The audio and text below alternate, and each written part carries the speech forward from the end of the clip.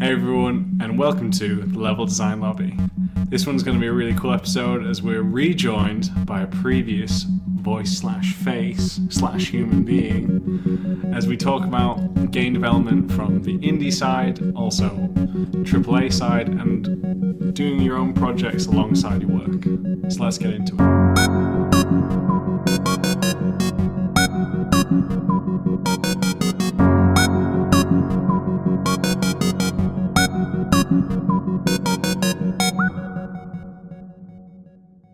Hey everyone, and welcome to the Level Design Lobby. This is another special one, as I mentioned, because we're rejoined by the man, the myth, the Italian stallion, Francesco.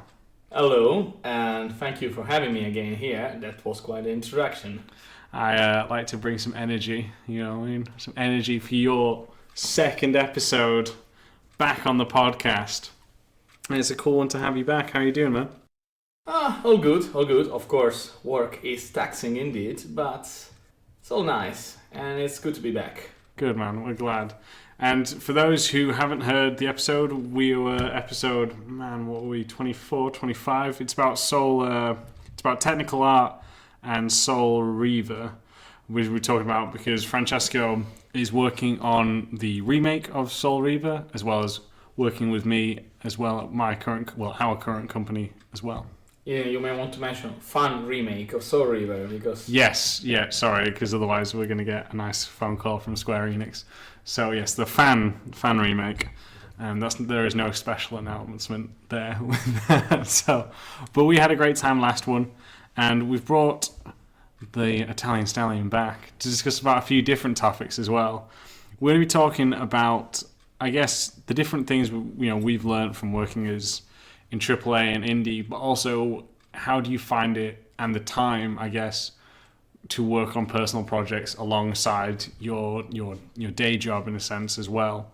Because we're both currently working on personal projects and chatting about the differences we find and how, again, you can apply different lessons that you've learned from each across to both of them, which I think is a really, really cool subject, Well, it depends on how much you want to stretch the amount of personal projects you want to work on. Well, that's the first thing is manage your time. Yeah, it would be a good advice. And also, don't really overdo that. And trust me, I know that myself really well because I got my hands into more than 2 projects and aside from work. And yeah, it kind of started to be... to feel like I was stretched thin over everything, so I had to start cutting back. So my first advice would be, you know what? It's cool to have a nice project and side project. Stick with one. Follow that advice. I think that's another thing is about with that on managing your time is that understand the scope of your project, because a lot of us, myself included, I've made this mistake when working on personal projects, is that you start or your project ends up being way bigger than it should be or needs to be, and it's okay to just take a step back and kind of see what's needed, what's important, how much of an impact will having this feature level or whatever extra stuff have or provide to your game as well. So make sure you stick it to one, but also understand the scope of your project, because normally it's a one-man kind of show. Or one developer kind of show, sorry. Well, yes, and it's funny that you mentioned this. This is also the major pitfall of most indie developers, their first project. Understanding the scope of your project is usually the hardest thing to do. I don't know you, I found myself often watching other games and other projects and say, I could totally do something like this, but bigger and better. Yeah, technically yes, if I had the same, if not higher budget and the same, if not higher manpower, which alas I don't because I have myself. So even if you are a good developer and if you're really talented, try to assess what you can feasibly do as a single person. Yeah, for sure. I think that's it. And especially for new developers who are starting as an indie, some who graduate from courses and then they decide to go indie and try the hand at it, they definitely don't understand that. Well, not all, just some I have spoken to, and myself included, don't understand the scope, and it's okay to, be back. Bigger doesn't always mean better, and that's a big thing. It's the quality, not the quantity. I think this is something that with experience you learn, because it's a rookie mistake to think that more features and like a lot of content, it's actually better. I can give you an actual example of 2 games. Mm-hmm. I'm recently playing again Dragon's Dogma Dark Arisen, and I actually I can't help it but comparing it to Skyrim. In terms of content, it's much less than Skyrim. It's like the world map is smaller, there's many dungeons less, and the quests are like way less. But the little content that Dragon's Dogma has compared to Skyrim, I enjoyed it much more because it was much more polished and focused. Like, the dungeon didn't feel cookie cutter. Every dungeon had nook and crannies, and even mechanics I could use. It's a really staggering example of less is more. So, but I think this is something that comes with experience. It's especially like for personal projects and some indie teams, the smaller indie teams. Yeah, no, I agree. I think that's it. You will learn it. I remember one of my first games that I started. It wasn't a big game. It was just a mobile game, like a running platforming game, and I was like, I'll do 12 levels. That got cut down to 6, and then it was 15 down to 12 down to 9 down to 6, because again the time, it was just me, and I was practicing my coding as well at the time, so there's a lot to be learning. And even when I finally got the basis of the code done, even just making sure that the levels felt right with the mechanics, how to introduce them in the right way, that I wasn't just over cramming each level, like that taught me a lot as well. This reminds me of my very first project as an independent developer. We were 5 of us. It was supposed to be sandbox MMO open world. I did all the possible mistakes on this one. Yeah, so the area of the map we generated was 400 square kilometers. It was supposed to be, if you can see it, you can actually reach it. Cool. Needless to say, we barely managed to make a couple of cities and the forest in between, and literally almost nothing of the gameplay was in before we realized, yes, this could be a bit overscoped. Yeah. And honestly, I was amazed we managed to get that far either. Like, it's only 5 people. So yeah, experience. I think people has to bump their face onto this kind of mistake, though, because it's easier afterwards to assess what is doable and what is not after having had this issue in the first place, firsthand. Yeah. No, that's it. It's a learning experience. But if we can hopefully advise you who may just be starting their first projects now, just to start small and really take this in, then hopefully it's, cut someone's corner so they don't have to make the same mistakes that we did. So hopefully that one's helped. Do you have any other advice or tips for this with indie games or anything, mate? Actually, yes, just a couple. The first thing is, don't underestimate project management. The first time, as an arrogant little brat, I scoffed at project management, even though I have a background of study in that field as well. And I was like, yeah, we're just gonna keep working on the project. No, it's not a good idea. Try to keep all of the tracks, set up a roadmap. Even if you fall behind in the roadmap, it's good to understand that you're probably doing too much stuff, or you should take more time for the project. So managing your project, your tasks, and splitting it up, it's a really good idea and a good practice, even for when you work in a professional environment with other people, because it's a requirement. Everybody will ask you to keep track of your tasks. And I advise stuff like Trello is really good for this, especially for the beginners, really easy. And the second advice is accept feedback. Constructive criticism is the lifeblood of a good project. Unless you are Hideo Kojima, and if you are, why the fuck are you listening to this podcast? Go finish the game, please! If you are listening to this podcast, we still love you and respect you. Ignore the Italian. We love you as well, but finish the game, please! We appreciate every listen that you bring to this episode. It makes me feel good on the inside. Aside from that case, it's good to accept criticism, because you're not a genius. You're not the best thing ever happened to game development. you may be good and talented, but trust me, outside perspective, it's essential to the good results of your project. Mm-hmm. I agree with that, and I think it's nerve-wracking, and even I think we were talking about this before. It's still nervous for us. We've each got over 5 years of experience working on video games, and it's still nerve-wracking to have that stuff. I had a review earlier today, and I was still nervous to show certain parts of it because it's just nerve-wracking. You hope it's good and it's appreciated, but the great thing is, and we've said this on this podcast many times before, like, your stuff is only going to get better once it's been noticed and seen by people, and that's a great thing. And so don't underestimate that, and also make sure that you're getting the right kind of feedback. If someone's just saying, "Oh, that's not good," okay, but why? It's about getting constructive feedback as well. You understand that, and you don't always have to ask people. Just watch them play sometimes.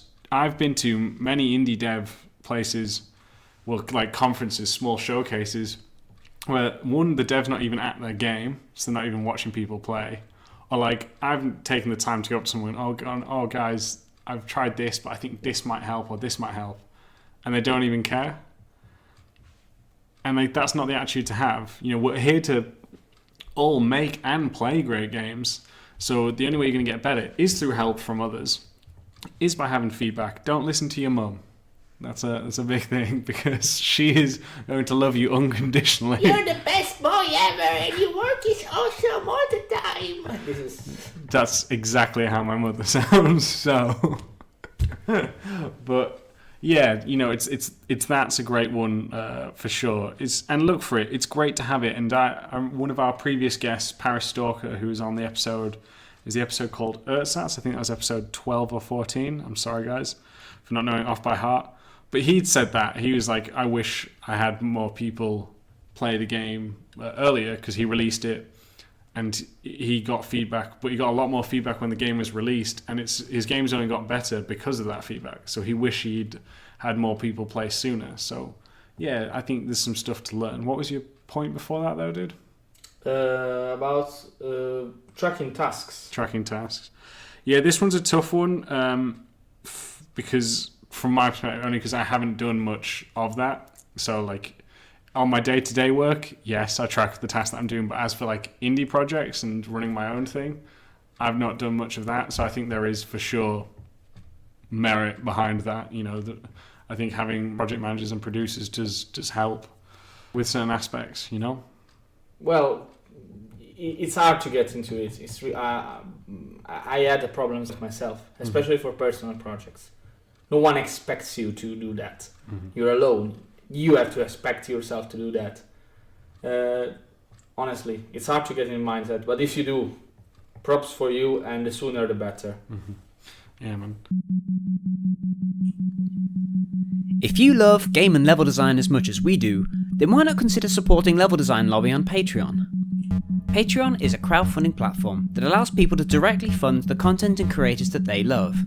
From as little as $1 per month, you can help support us in our mission to unite and teach people across the world about the wonderful and unique field of game and level design, and get some great reward perks in return, such as access to the Level Design Lobby community Discord, bi-monthly webinars, level design weekends, and much more. So head on over to patreon.com/Level Design Lobby for more information and to pledge your support today. Finally, we'd just like to say a massive thank you to all our current backers. It's thanks to the generous support of people like you that we are able to grow and can continue to bring you awesome, new and exciting content. So thank you. And now back to our regularly scheduled program. I think then the next one is understanding your team. Because as we said, sometimes it will just be a one dev case, but other times it will be a small team of you.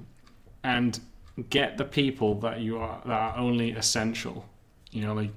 Don't grow this team bigger than it needs to be, because otherwise it costs more, and sometimes it can be too many cooks in the kitchen, which stops progress. And like I said, stop it when it's such a small team as well. So I'm saying have a team, but make sure it's the essential. If your friend's there because he's good at, like, I don't know, just one small thing that isn't going to add much, I can write fan fictions. Yeah, it might not. Sonic fanfiction's my favourite, but please don't Google that, guys. That is not healthy for anyone. Really don't. This is actual advice for your personal project. Don't.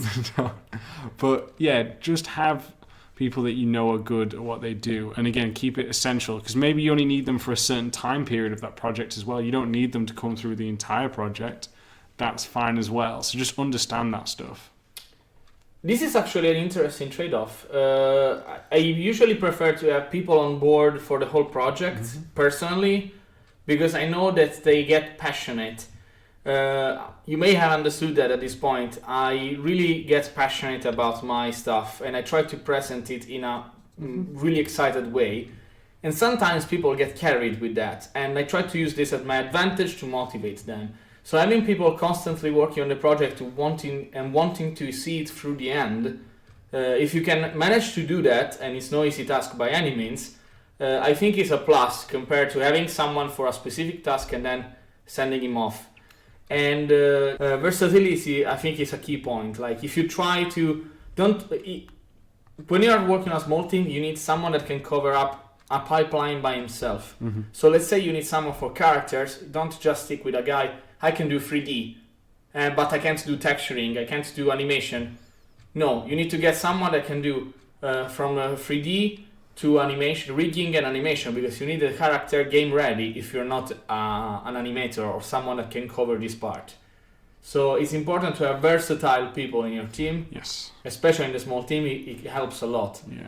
Rather than having 15 people working on individual tasks, it's worth it when you start having the proper budget and where the project is of a commercial scope, usually way above the average indie title anyway. So an indie team, unless you want to go commercial with publishers and whatnot, shouldn't exceed 5 people. Yeah, I agree. I mean, it's interesting when you bring up about the whole having someone to the end, but I think you need to assess that of the project. You know, if you don't have, because there is time, and especially if it's a personal project and you're doing a full-time job as well, as you're saying, it's project management, it's hard to have someone there all the time, such as, like, for my example, for my project, I have an animator, but I'm not paying him constantly all the time because I'd be bankrupt and there's going to be time periods where he's dead. But I bring him in when, for example, I need these animations, I'll get that, pay him for that. He's obviously the animator that I call when I need the animations, so he'll stick through when it comes, and he's involved with certain things with the project. But again, I only pay and bring him on when the project needs it. But again, there is not one method that fits all. That's your way. That's my, like, it's understanding, because my budget, I just understand that my budget doesn't allow me to, you know, bring someone, pay them all the way through. Well, it was kind of misleading the way I said it. Having someone on board. It was. I'm sorry. Apologize to my deepest and most humble apologies. And no, but I'm saying having someone on board doesn't mean necessarily you're paying him a monthly. I was about to say subscription. That sounds really bad. Subscribe to this animator. I feel objectified. No, paying a monthly salary is not necessarily the option. But even having a freelance working on the project, make sure that I'd rather prefer having the same. Like, let's say I have a composer for the music. Of course, the composer is not someone that's going to work from the beginning to the end of the project. He's working on his tracks, depending on the project, may take 2 months, 3 months out of a 1 year development cycle. Yes, but keep him interested and pumped up about the project. Yeah, I agree about that. This is my point. This is my take. Not necessarily means having him work and being paid all the way through the project, because that's unfeasible, especially for indie developers. Yeah. If you pay a character artist for a character, you don't really pay him for, like, just being there and cheer you up. Yeah. So, sorry, this was kind of confusing. It wasn't clear enough. I'm just saying that I'd rather not change the character artist every time I need a character. Let's say that. Having the same person, always on board, always excited about the project, it's better. It does a better job. Yep. A motivated person, I think this is for all the industry, like maybe AAA, maybe indie, being motivated and in good mood is usually the key of producing high quality work. For sure, no, I agree with that one. That one's 100% right. And it's about that. It's about having one passionate. So I think that's another good tip then for doing stuff with indie is like making sure your team is passionate. And that is by, as you just mentioned then, getting them involved. You know, sometimes even if they're not working on something right now or they're not involved with some of the design or the story as our mythical animator is, but having their opinions come in, them talking, taking on some of their suggestions will make them want to do, you know, be motivated and want to do more for the project because you're having a good communication. So again, having good communication as well as, you know, keeping everyone motivated is definitely a good part of development for an indie, in my opinion. Yeah, on this actually I can give you 2 quick tips. The first one is always ask for feedbacks to your teammate, even if it's stuff that is not pertinent to them. Mm-hmm. I work with people that say, "Oh yes, I'm the technical guy. Don't work on my It's not your business." Okay, this kills the mood, kills the excitement of the project, and doesn't really contribute to teamwork. I'm a technical artist, so I can really have a say in a lot of stuff. But even as an artist, and if you're not convinced by, I don't know, something in gameplay department in a small team, just ask why is the reasoning behind, and give constructive criticism. And if they answer you in kind, it's only gonna establish a better relationship between the people of the team. Likewise, if you are the head of your project and you have people working for you and like for your project, even if you are like equals and peers, still always ask for everybody's feedback if it's possible. Ask always for people for constructive criticism. That doesn't mean that you have to do everything they say. Yeah. That means that you need to at least to consider their opinion. Yeah. You don't. Perhaps they have an outlandish idea that doesn't really fit your vision, and that's okay. Yeah. Because they don't know what's in your mind. But at least consider it. Try to consider it, and at least show them that you are actually caring about their opinion. And trust me, making people feel involved all the time works really well. Especially if you're on low budget and people are kind of working off time, like they have a paid job and they're working it off time with you. It's a surefire way to make them feel like they're contributing to something rather than being your slaves. Yeah, I agree. I completely agree, and that's it. Is even though it is, like you said, maybe your vision, you still want people to get fired up behind it and get passionate behind it. So yeah, just make sure that you involve them with that. And the other one is communication and trying to figure out how to communicate with people, because everyone communicates differently, and that's one thing I found. For example, it took me and my concept artist a while to understand one another, and there was times where, you know, I definitely know she got frustrated at me, and that's fine because it was us trying to figure out how best to communicate. Now we understand one another better. We understand our pipeline better because of this. We understand what we should do. How's the best way to figure stuff out for this? You know, and I think that's an important thing for it. Is you to understand the best way to communicate to get something out of them. You know, and make sure that you do understand them and stuff. So do try to communicate bestly and understand how to communicate with them. Because for us, we realized that written messages weren't great because it just got lost via text. You know how text communication isn't the best. So now I'll send voice messages. I'll also spend more time doing a bit more of a detailed brief and providing more references than a text document to help them understand. So yeah, understanding who you're talking to is an important thing. Actually on that point, usually the greatest issue I've seen is between communicating between artists and programmer, especially if the head of the project is a programmer or a non-artist. Even like as a designer, may be hard sometimes to give like artistic feedback. Because most time artists will be kind of lost on the art asset have to click. The problem is this: doing art for games, but also for movies, I think. But doing art is a lot of hit and miss. Like I can send you 100 artworks and they don't click with you. Then I send you the shittiest of drawings on a paper towel done in 5 minutes when I was, I don't know, high as a kite. And it's like, oh yeah, this is the best thing ever. And it's so hit and miss that it's really hard sometimes to give the feedback or on when to change what to explore, anything. It's really important to gather references, but also speak it out. Speak it out a lot with the artist. Try to understand what the artist has in mind, and before just like asking for the feedback, try to get the artist to understand your vision. It's really hard. It's really hard because your vision in your mind is of a perfect game that has a really cool look.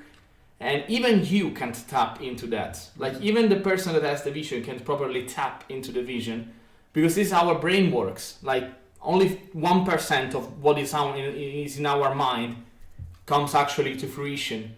So it's really good for if you have like people working with you, to get them together and get aligned on the vision. When they understand the vision, they understand the references, because sending a bunch of pictures doesn't really work on its own.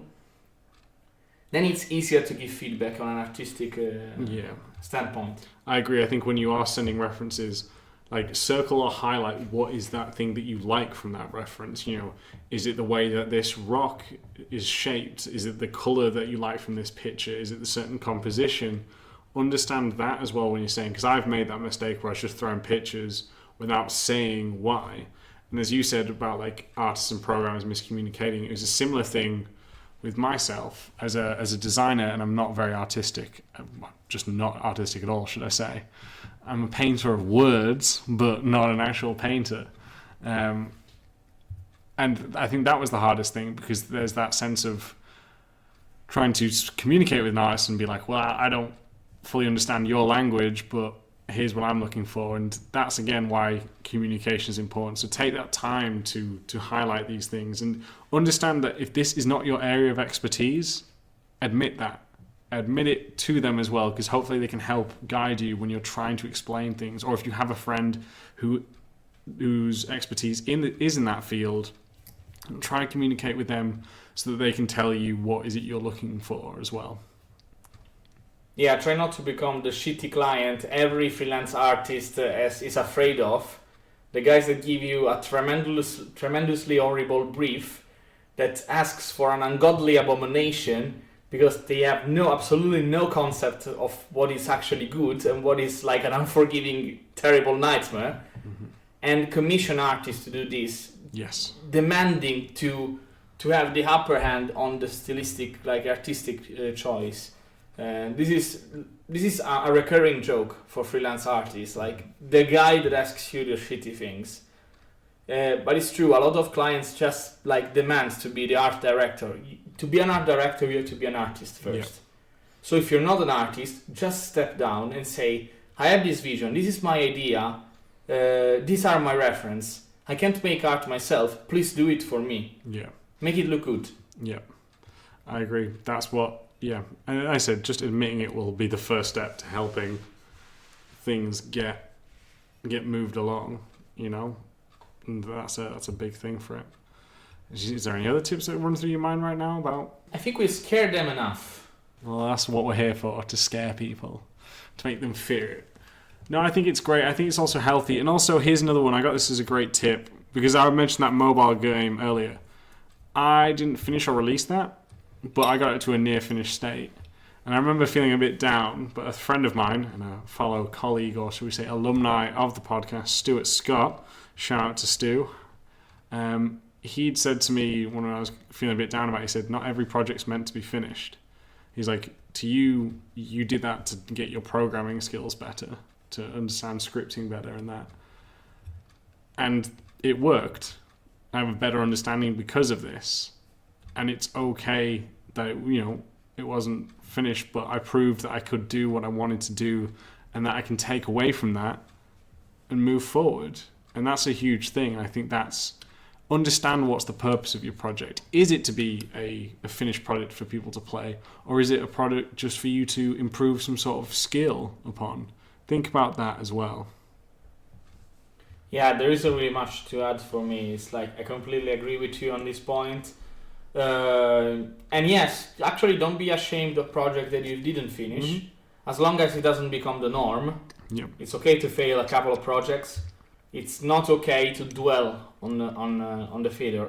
Try to see something through at some point. Mm-hmm. But it's good. It's good for gauging what you can do, what you need to learn, and what you need to improve on. and harbor no false hopes. 99% of the first project of everyone will fail.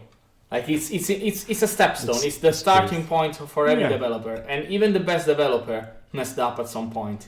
I mean, Rovio, for example, that made Angry Birds, what was that, their 52nd, 53rd game? Yes. So don't worry about it. Like I said, I completely agree. And it's just understand what you're taking away from it, because you can take a lot away. And, you know, myself and Francesco can both tell you that there's projects that we started and never finished, or just was a concept and that's all it was. But that's okay, again, because it leads to the project that you want to actually take through to final one day or something. So enjoy that. Okay, guys and girls, we've just seen the time, and that flew by. It's because we're listening to that sweet Italian accent, you know, that even my mother's voice in Italian and at 85 years old sounded so sweet. So sweet. But we have missed out the differences and what not the differences, but what we've learned from AAA and Indie and how we've applied them across. We're not going to go into too much detail. Maybe we'll come back and do a bit more of an in-depth episode. But we're just going to do a few points on this because we've looked at the time and we've got stuff to do as well. But I'll start this off first. I would say, I think having a AAA background, you don't need it. Please don't think that you do. I'm saying it gives you a superior complex of this. I just find that one of the great things of working at AAA that you take from Indie is you have a lot of people to learn from. A lot of mentors around you who you can gain experience and knowledge from them. You know, and I think that's always great in my opinion, because, and there's a great book called Mastery, and even they mentioned that it's quicker to learn from someone than from you to learn by yourself. So I think that's definitely, to me, one of the big positives is there's a lot of people that you can learn from, and then you can apply it to your own game, that you can maybe skip some mistakes if you were to do it to try to figure out stuff on your own. I think that's one of the big things. Yeah, wanting to be on the positive side of the big pros of working on AAA, aside from the sense of pride, because you usually get to work in pretty awesome projects that are otherwise impossible to smaller teams.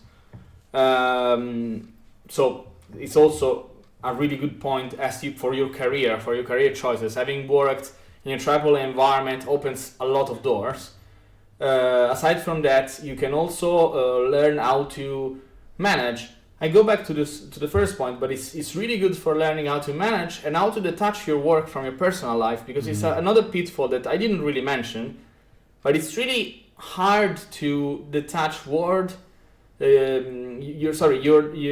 personal life from your work as an indie developer. It's easy for the game to trickle down and start cannibalizing everything in your life, and this is what happens to a solid 80% of indie game developers. When you work in the office with counted hours, you get a paycheck, and it's a different mentality. It's a professional environment, and it's a staggering difference between like a small team of the little scamps doing this adventure together and a professional environment. And also lets you enjoy more your personal project, because you know you're doing it as a hobby. It's no longer a profession. Mm-hmm.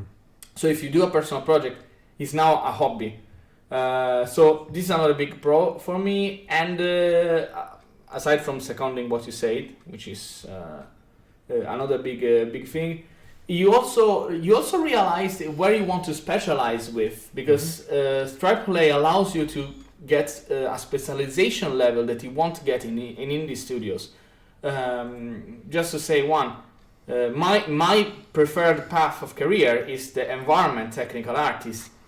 Even in my field of work, which is incredibly niche and usually overlooked by the indie developers, even that can specialize further in several specialization. And this goes for every field.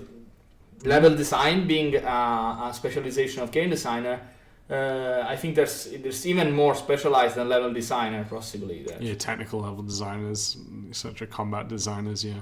So yeah, and it's good. It's good because you see other people doing it. You see other people doing practicing it. So you have a field experience of all the possible options that are on your career. You may decide altogether to swap. Perhaps you're an environment artist and you start preferring VFX more. You see the VFX like, oh, this is shiny. I never did it before as a living. Let's try to do that. Mm-hmm. And horizontal movement in AAA companies not even such an outlandish idea. Like if your skills are good enough to move horizontally to a position to another, that's actually a good option for you to like just steer your career somewhere else, and you can do that only in AAA in a super effective way. In indie development, it's kind of foggy because you will be like a generalist doing a shit ton of stuff, which is good, but not good for like advancing your career to a senior level. Yeah, I think that's an interesting, some interesting points made there. I agree with them. I think another good thing for that I've learned and I took from indie over to my AAA career was the scripting side. I didn't have much of a technical background because I was, primarily doing level design. Now, most level designers these days have some form of scripting attached to their task. But because I had spent more time learning this through that smaller project and working on mobile games, it aided me because it gave me an extra string to my bow when I was working at AAA, so I know that I can handle and sometimes even prototype certain things that maybe other people hadn't because I'd spent that time working on my own project and that. So I think that's stuff. There'll be skills that you take from that jack of all trades stuff that you can bring over to AAA to help you do certain things that maybe you didn't think you were going to do as well. Okay, we'll actually call it to an end there. We might do a further in-depth episode of this later, but that's all we've got time for, you lovely, lovely folks. So yeah, thank you all very much for the support, for listening to us, and for Francesco joining us for a second time. Most welcome.